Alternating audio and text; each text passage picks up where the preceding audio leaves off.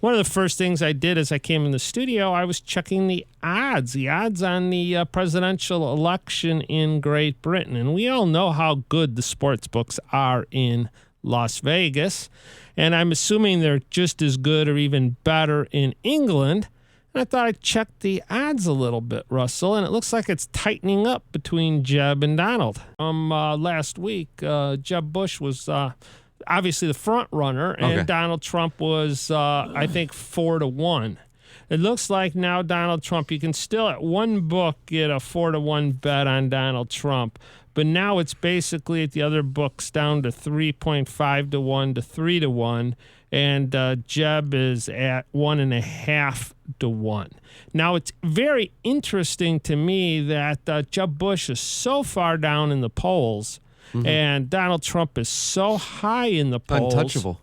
What do the English sports books know that, I guess, pollsters here in this country don't? That's a good question. That's a very good question. Maybe they don't realize how disgruntled Main Street's becoming with the Bush.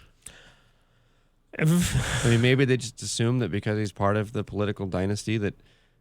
I don't think sports books assume anything, really. Yeah. I think they know which way the wind's going to be blowing if there's going to be if it's going to be a close game and one team has a phenomenal field goal kicker. Okay. I mean, they've got it down to a science. Now, switching over to the Democratic Party, Joe Biden is really gaining steam. There are 2 books left in Britain where you can still get down an 8-1 bet. But he's basically now moved to 5-1. And Hillary has dropped a little bit. And you could still get 1-3. And you can get, I guess the best odds are 4-11.